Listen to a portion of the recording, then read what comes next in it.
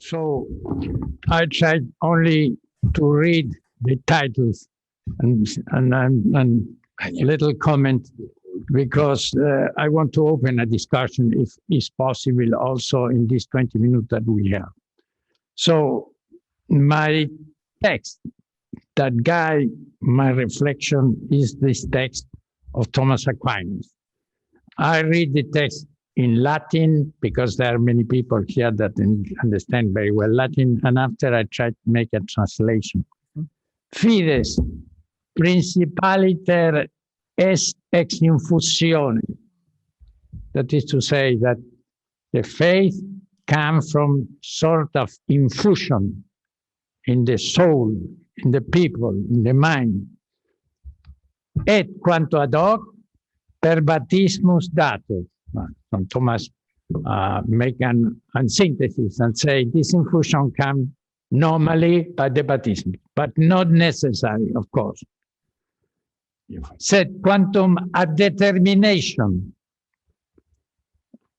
come from the ex audito, and this is the text that formed all this idea of the church and of Thomas Aquinas, that is for the faith, the war we need to have, come from her, ex audito.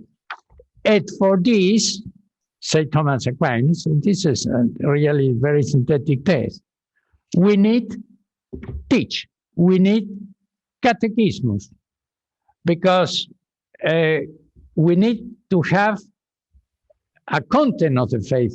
Not all things that we believe is a belief of faith. So we have here two problems. The first one in the question that today in this changing world of media is if we can have the grace that normally comes from the baptismus. And I think yes, because the Pope, for example, make blessing with the grace. And this the blessing, and also a sort of confession come also for the grace, grace. And the second question is that we need to have faith, the content of the faith. So, you know better than me what is the situation, and you speak about what is the situation of the media today. So, I think I agree completely in your exposition and maybe in the solution. But I want to insist that we need some kind of ethic, normal ethic, because we don't have any rule, any ethic rule. Of course, Professor Stiglitz speak about this, and many of you speak about this. But also, we need to have more clear and a new develop about what could be the more important ethical principles that we need in this new communication. Because in the contrary, it's impossible to explain about the contents of the faith. And also, we need to go to the contents. We need to understand something that many atheists speak but don't know nothing. For example, what is the idea of God? Today, really, if you go to the media, we don't have an idea of what is God. No, what God, maybe supreme being, maybe some kind of this. But really, what is God for the apostles, for the tradition, for the great theology? We don't have. The same for what is the Bible. People don't understand what is the Bible, not have the complete sense of the Bible. That is only to make some examples. And the thing we can say, the other question of the what are the more important commandments? We don't know. In another time we say there are some natural law. But today, what is the natural law? We don't know what is the natural law. It's not so spontaneous in the people. What is the consciousness? So I think that we need to come back to some things very important. And for example, if we follow also Thomas Aquinas, that for me is the great theologian of the church, not only for me, but also for the Pope, he is very habituated to discuss, and he used a very important distinction between fitting and arguing. And all the questions that he do is a question of arguing. I say, Marianne, yesterday, some kind of reason. We don't have today reason. And also your exposition is clear that in the media are more try to communicate an attitude and feeling and ambience and environment and climate that to communicate and reason. And this is very important, because if we don't come back to distinctions and to question and to reasoning, it's impossible really to understand the more important question of the content of the faith. And the other thing is the very important significance today of the calumny. Calumny is in the interpretation of our ethics, and also in the gospel, a very great sin, one of the more important sin. But today, people say only things and have the theory of the calumny. But we don't, and the truth is nothing. We don't have the post-truth. I tried to prepare a paper about post-truth and really don't have any interest to understand what is calumny and what is to say things that are completely different of the truth. The other suggestion is, in relation of the reasoning, is to come back to the virtue of studiousness. Also, I say this not only for all people that is in the media, but also for the Catholic people that is in the media, that none have any reflection about the question of faith. And this is also a problem that we have in our formation. We don't have a formation. In my generation, there are more interested to have a good formation than today, really. And also to say to the people, we don't need any mediation. In relation with the other people about mediation, we need to have some criteria to understand the content of the faith, and also to have communication. So I think that this virtue that St. Thomas put, and we today forgot completely, that is studiosity, as Saint Marianne, and I'm very happy that she replayed this idea. And of course, as people of faith, but all people are faith, and as Christian, and need to have a relation with God, need to understand that this communication to the other people need to be also a reflection from God and to God before and in the communication itself. These are my ideas. You can read the paper and more in detail. And I want to finish to say that I'm very happy because we have many motives for hope. And these motives are also, we can quote it, Pope Francis, because, for example, with this situation of COVID, the use of the ceremonies and the Mass and the other things that the Pope do was very important. And maybe many people become also to the relation of faith by this communication. So we can say this communication, this new media, the old but also the new one, could be a real, very important instrument for the communication of faith, about the content of faith, about the question of God, about the question of different content of the faith, but also a communication of the grace of Christ. Thank you very much. I am open to use these minutes if you want to make some question specific to my paper. Thank you. Thank you. I have some people, some minutes, no? Yeah. Okay. Well, we have 10 minutes if you want to make some questions.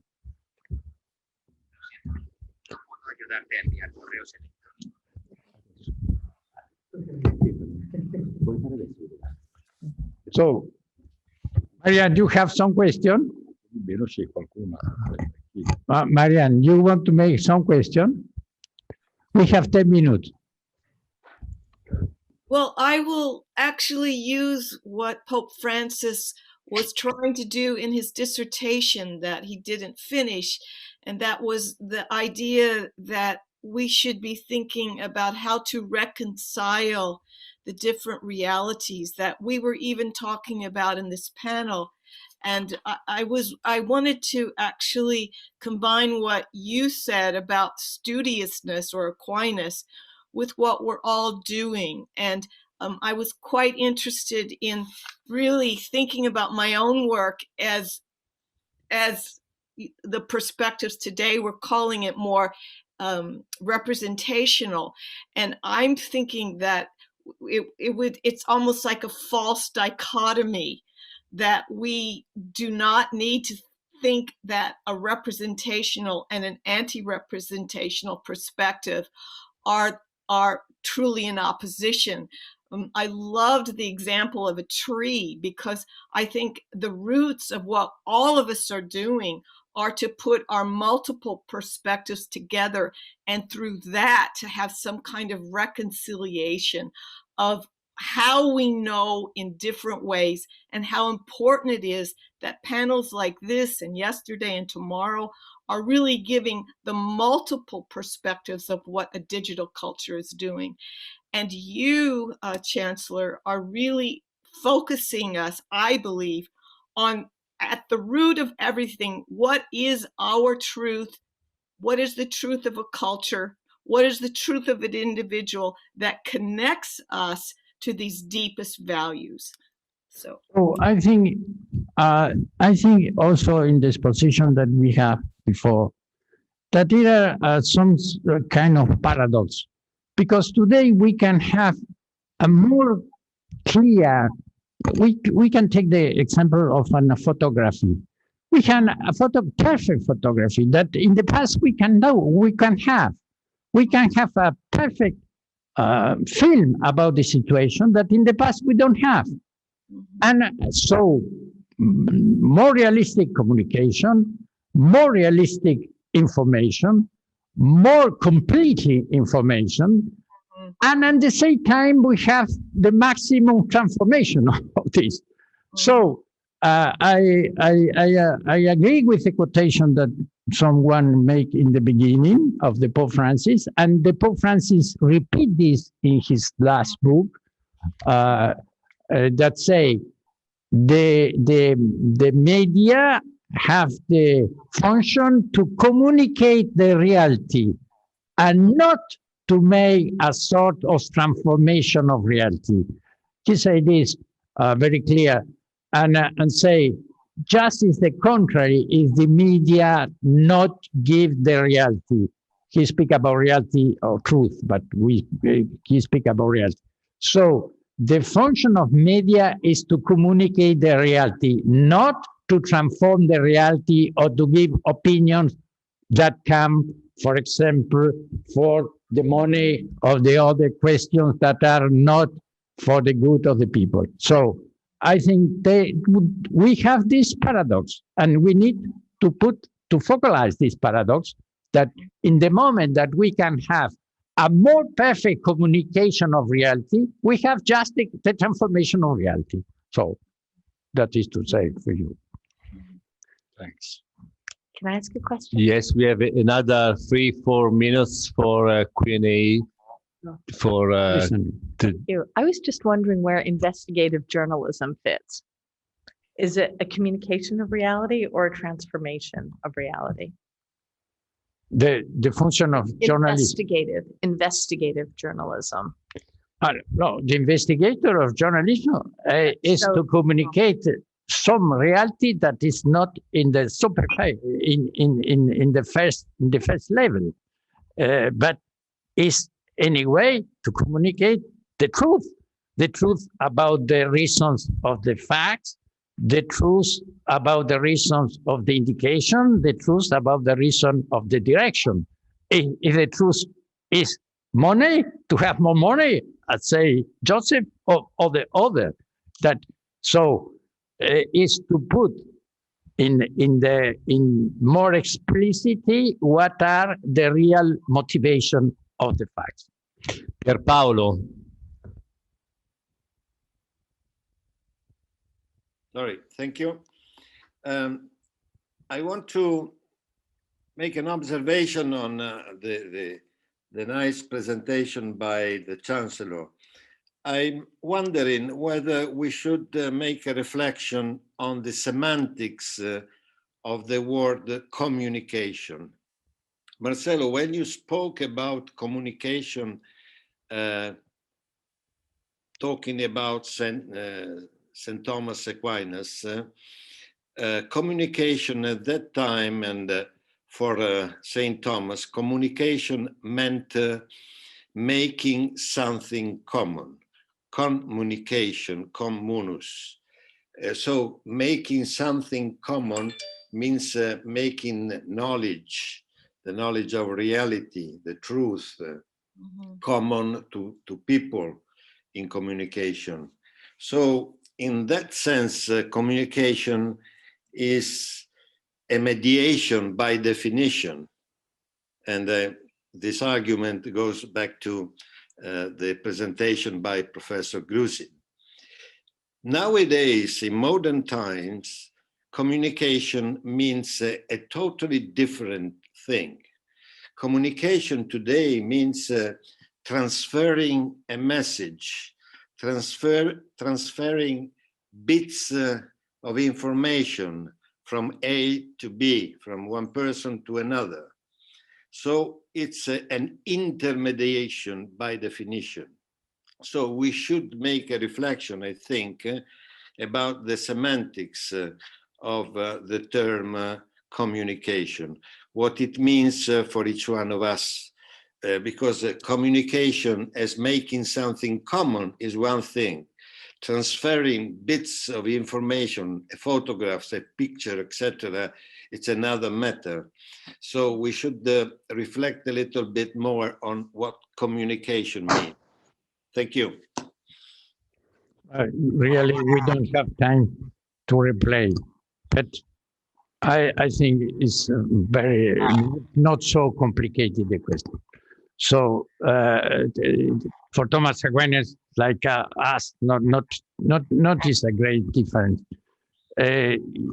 Concretely, he speak about the virtue of truth, the virtue of veracity, and this virtue is absolutely necessary to build a society. If we don't have veracity, we don't have society. So communication is communication of justice, of goods, and communication of truth. And we can say, okay, we need some mediation for the communication of truth. Okay, but the question is, all kind of mediation is not to change the truth of the things, but to communicate the truth. In the contrary, if you understand transformation to change the truth in the communication or to change the things that are good, this is not a real mediation. This is real transformation, and is contrary to build a society in our ideas. But not only Thomas Aquinas, also in the Catechism of the Church. If you say not truth, if you say we don't need the truth, and we want to have a society post-truth or post-good, this you don't have a society. You have a destruction of the society that is clear also for the, not only for Thomas Aquinas, but also for a common sense, I can say, for a common philosophy. So if you understand transformation as contrary of truth or a contrary of good, this is just to destroy society. Thank you, our Chancellor. Thank you for your intervention.